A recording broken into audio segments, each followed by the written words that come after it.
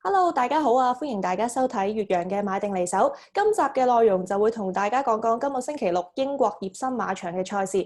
大家見到我個畫面咧都加咗 Tote 個標誌喎，因為今日都好開心可以同 Tote UK 嗰邊合作，分享一啲心水俾大家。Tote UK 就係同香港馬會以及係幾間嚟自世界各地唔同嘅機構合作，一齊推廣全球匯合彩池嘅。之前都有見過大家咧，成日都對於全球匯合彩池有少少疑問，唔緊要啦。咁今次呢一條片咧，就會同大家去講解下嘅。Hello, I'm Shireen alongside with my Beer Garden Chat teammates Chris and Steve. Also today we are pleased to have a special guest, Jamie, the representative of Tote in our show, because this Saturday we in Hong Kong will watch all the 7 races at Epsom Racecourse featuring the Derby. Hi Chris, how are you?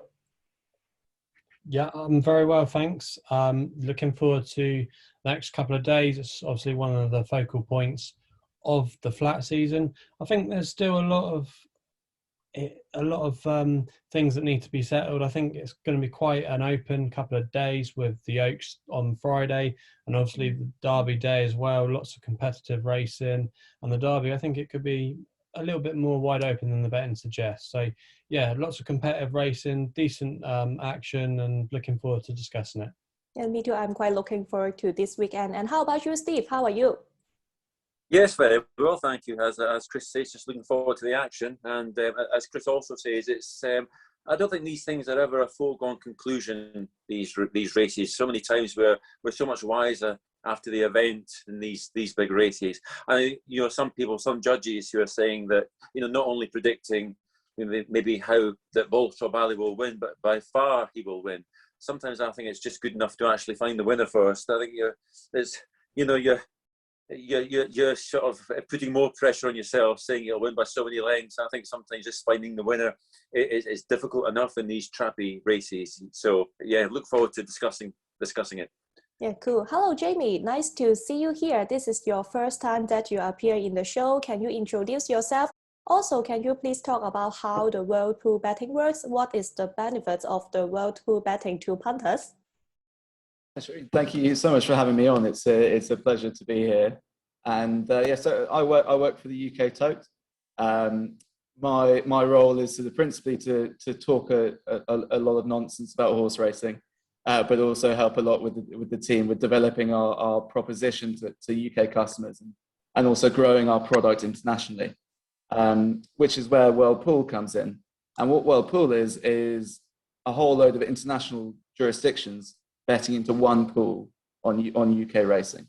So Hong Kong bet into it, as do obviously the UK, along with I think 17 other jurisdictions, include the US, Singapore, Australia, basically a whole load of customers from around the world. And what that means is very big pools.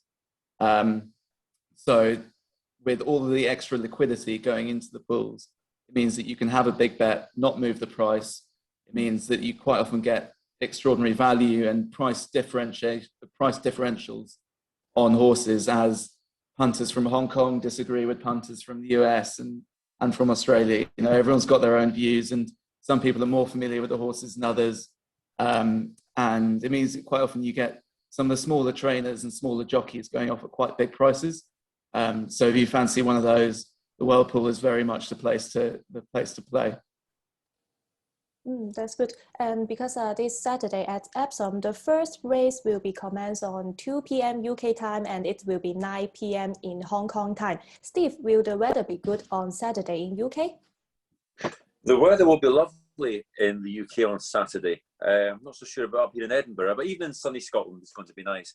I think, yes, the weather will be fine. There's some showers creeping into the London area at probably tea time, 4 p.m. on Friday, but they shouldn't really change the going too much. And on Saturday, predominantly dry. I believe it's good going now for the Oaks tomorrow, so they may be watering, but essentially it's going to be a level playing field, I would think, for everyone, for most anyway. Okay, that's good to hear. And Chris, can you tell us more about the Epsom track? What should punters be aware of when studying the form? Yeah, Epsom is a bit of an interesting track, I think, to analyze, if I can say that word correctly. Yeah, it's very interesting. It's a unique track in the UK. It's not flat at all. It's well known for its sharp twists and turns, its undulations, and then of course the severe downhill finish. Not all horses cope with the track. It's kind of the perfect blend of stamina and speed, really. What I have found interesting, actually, looking at the last couple of meetings at Epsom, it does pay to be on the front end or be close to the pace. Not many horses in the last couple of meetings have been coming from the rear. So I think if you're going to be looking for clues, watch your racing at Epsom tomorrow. If you're thinking about having a bet on Derby Day, I think you're going to want horses, like I said, on the front end. I had the meeting last year when they combined the Oaks and Derby Day together.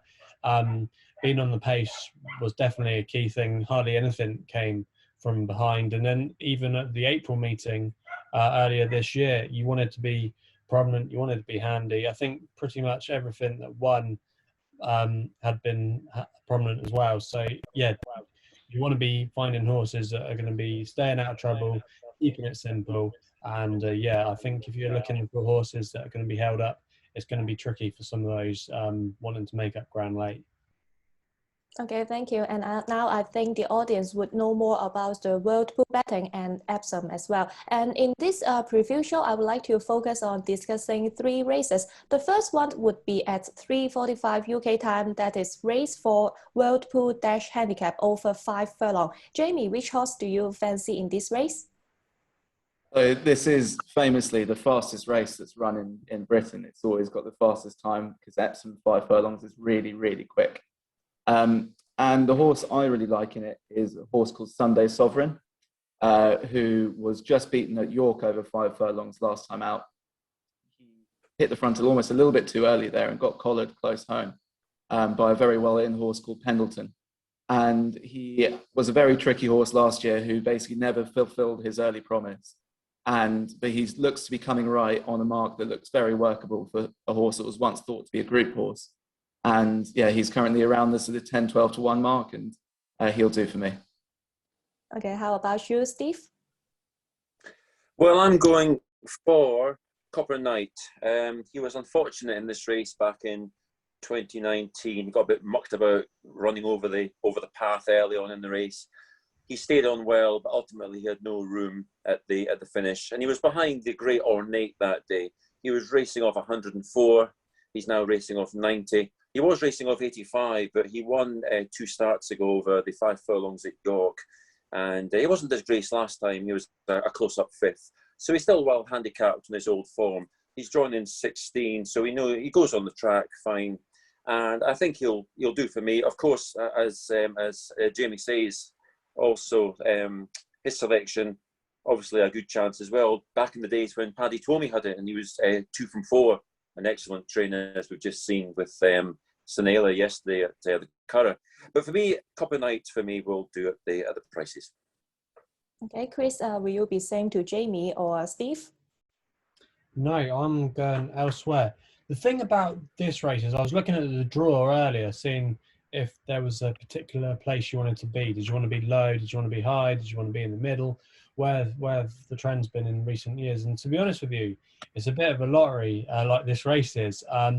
Horses have won being low, they've won being high, and depending on how the track's riding too, sometimes when it's more on the soft side, coming towards the stand side rail has been an advantage. But I think it's actually best to be on kind of the wing, really. That would be my personal preference, to be on either really low or really high. I've gone for one that's on the far side. I think Ornate is actually reasonably well treated in this field. He's got a mark of 98, which is now £1 lower than when he won the last renewal of this race back in 2019. Obviously, we missed it last year because of COVID. It didn't, unfortunately, feature on the card. But we know what he's going to do. He's going to point and shoot, keep it really simple. He's only got one way of running.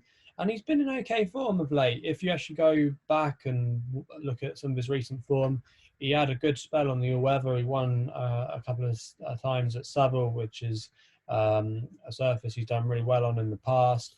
He ran last week after a short break at Haydock, where he ran in a listed race, but he was 80 to 1 that day. I think he'll come forward for that run. And I wouldn't be at all surprised if this has been the long-term target. I think he's run about 12, 14 to 1 with the UK bookmakers. You might be able to get a bit bigger come the day on the World Pool as well, you know. I think he's definitely one to keep on side with, and I think he'll go very close, and he might just be able to slip away from all of these. And then the second race we will talk about is 3:10 UK time, race 3, the Group 3 domestic, over a 1.5 mile furlong. Jamie, anyone you fancy here?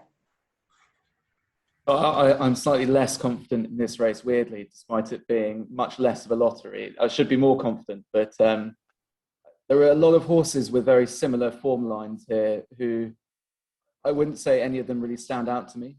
The one who's clear on ratings is Century Dream, but you know, he's now 7, he's still entire, and his mind might have moved on to other things. He might not be enjoying his racing quite as much as he used to be. So he comes with question marks. The one who's likeliest to be a proper horse in here is Maximal. He's only 3. He gets a weight for age allowance, and he's probably the likeliest winner in my book. But what I'll probably be doing is playing a few of the bigger price ones, someone like Oh This Is Us, and maybe Prince Ijai as well, in a sort of trifecta combination or something like that, and hope for a bit of an upset. Steve, which one do you like here? It's like an echo chamber, because I go for Maximal as well. He just seems to be I mean, as Jamie says, it's a smaller field, but it's still trappy. And you could get any scenario here with the idiosyncratic track. And he's not a win machine either. He's only won his 1 from his last 5, but the form is good. Second in the D Stakes behind Elswood, which was then franked. Second before that to Hurricane Lane, who's obviously a prominent in the betting for the Derby. And you've got Follis, which is number 8 on the card, best form on the all-weather. Prince Ijai, 1 from 12, not great. Oh, This Is Us, 8 years old. Escobar, well, he's been a costly horse to follow much of the time, and he's not exactly a win machine either. And Bell Rock, who won the Suffolk Stakes on reappearance, but he won his reappearance run in 2018 and 2020 and then lost the next lot. So it does look like you catch him fresh at the beginning, and his season does seem to taper off. And Century Dream, another horse who doesn't really fill me with a great deal of confidence at the age of 7. Dukes of Hazzard, no, I think I would end up going for, and Maximal might win this actually quite easily. I mean, talking of being doubtful here, he might just be, he's the young horse. He's like the new kid on the block, stout and moor. He might win this by 5 lengths. Okay, Chris, how about you? Yeah, I'm going away from Maximal here. I can see why people like him. He's got the 3-year-old allowance.